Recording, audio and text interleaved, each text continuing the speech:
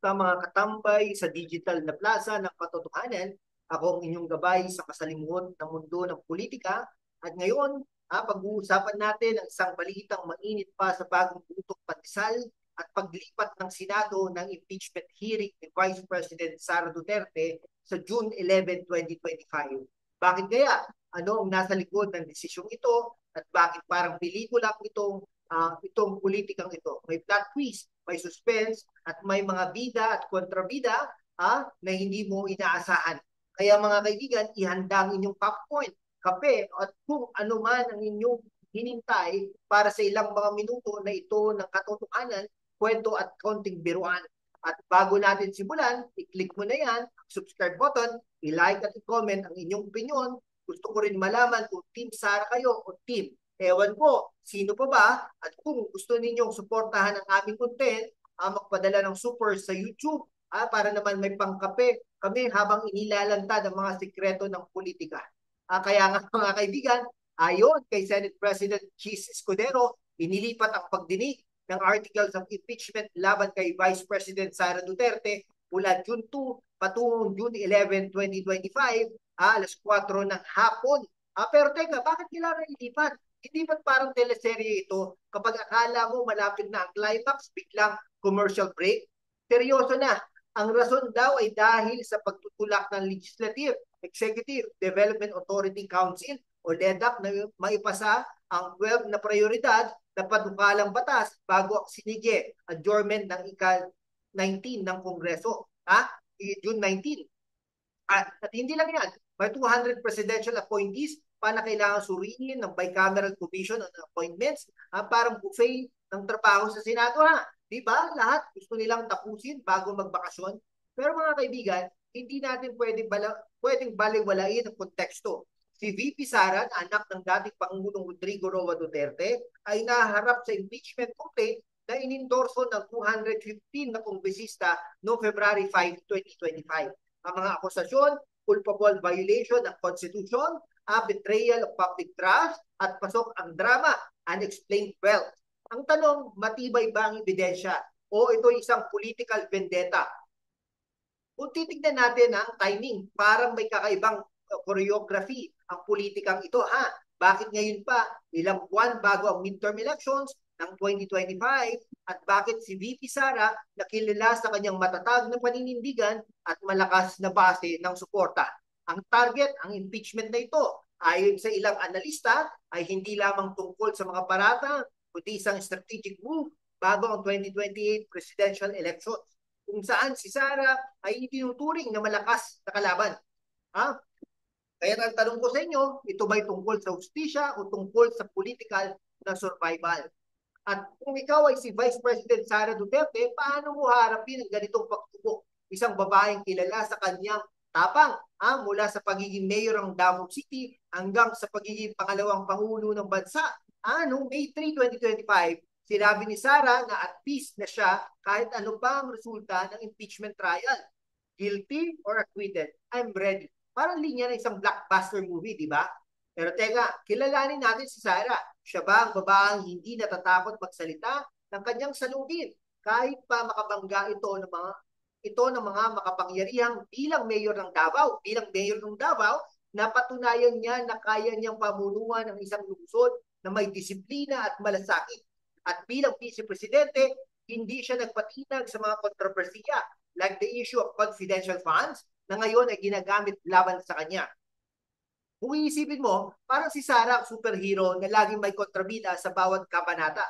Noong mayor siya, ang kontrabida ay ang krimen sa Davao. Ngayon, vice-presidente na, ang kontrabida ay ang 250 kongresista na sumuporta sa impeachment. Pero seryoso, ang mga paratang tungkol sa confidential funds at unexplained wealth ay hindi basta-basta. Ayon sa Article 4 ng impeachment complaint, may di umano'y hindi may paliwanag na yaman si Sara mula pa noong siya ay vice mayor at mayor ng Davao. Pero teka, hindi ba nagsali ang statement of assets, liabilities, and net worth ay pampublikong dokumento? Bakit ngayon lang ito binubulabog? Parang biglang naalala ng mga prosecutor na may treasure hunt silang kailangan gawin. Ang issue ng salihan at bank records ay sensitibo dahil ito tungkol sa transparency. Pero ang tanong, kung si Sara nga ay may tinatago, bakit kailangan maghintay ng impeachment para ito ilabas? Hindi ba't ang ombudsman o ang BIR ay may kapangyarihang imbestigahan ito kahit wala pang impeachment? Ang timing, ang mga akusasyon ay nagdudulot ng pagdududa, lalo na ang mga kritiko ni Sara tulad ni Laila de Lima at Chel Jokno ay may sariling political agendas. Si de Lima halimbawa ay dating senador na detain sa ilalim ng administrasyon ng ama ni Sara. Coincidence ba o may mas malalim na motibo? Ngayon, pag-usapan natin ang mas malalim na konteksto, ang politika. Ang impeachment ni VP Sara ay hindi lamang legal na laban, ito ay isang chess game sa politika. Ayon sa ilang ulat, may mga senador na posibleng pumanig kay Sara, tulad ni na Senator Amy Marcos at iba pang inendorso niya noong election 2025. Pero may mga senador rin, lalo na mula sa oposisyon, na gustong-gusto na makita ni Sara, si Sara sa impeachment court. Ayon kay Professor Aris Arugay mula sa UP Diliman, may 7 senador na posibleng pumoto para sa acquittal ni Sara. Pero ang kailangan para makonvict siya ay 16 na boto, 2 ng 24 na senador. Kaya't ang tanong, may laban ba prosecution o ito ba isang political stand para siraan si Sara bago ang 2028 elections? At huwag natin kalimutan, ang LEDAC at ang 12 na prioridad ng batas. Sabi ni Escudero, kailangan unahin ang mga batas na ito bago ang sinige adjournment. Pero bakit kailangan ilipat ang hearing sa June 11? Hindi ba pwedeng i-schedule ito pagkatapos ng SONA sa Hulyo tulad ng original na plano? Parang sinadya ang pagkakantala para bigyan ng puwang mga senador na mag-isip bago ang trial. O baka naman, may mga negosasyon na nangyayari sa likod ng kamera. Kung ako ang tatanungin, parang soap opera ito. Ang LEDAC, ang Commission on Appointments at ang impeachment trial, parang 3 magkakapatid na nag-aagawan ng atensyon sa Senado. At si Vice President Sara, siya ang bida na laging sinasabihan na huwag ka mag-alala, kaya mo yan. Pero sa likod, may mga script writers na gumagawa ng plot twist. Ngayon, tingnan natin ang publiko sa X. May mga nagpo-post na tuloy ang laban para kay Sara, habang iba naman ay galit na galit, demanding accountability. Pero isang bagay ang malinaw, si Sara Duterte ay hindi lang isang politiko na haharap sa impeachment. Siya ay simbolo ng isang mas malaking laban sa pagitan ng mga Duterte at ng mga kalaban nila. Isang araw sa Davao, habang naglalakad si Sara sa kalsada, may lumapit sa kanyang matandang babae. Inday, sabi ng matanda, huwag kang magpapatalo sa mga yan. Alam namin ang totoo. Ang kwentong ito, bagamat simple, sumasalamin sa damdamin ng maraming Pilipino na naniniwala kay Sara. Para sa kanila, siya ang boses ng mga ordinaryong tao, ang babaeng hindi natatakot sa mga makapangyarihan. Pero sa kabilang banda, ang mga kritiko niya, mula sa mga protesters sa EDSA hanggang sa mga abogado tulad ni Laila de Lima, ay naniniwala na ang impeachment ay tungkol sa hustisya, ang confidential funds, ang SALN, and ang unreclaimed wealth. Lahat ito ay may mga isyong kailangan sagutin. Pero teka, kung talagang transparent ang proseso, bakit kailangan maghintay ng June 11?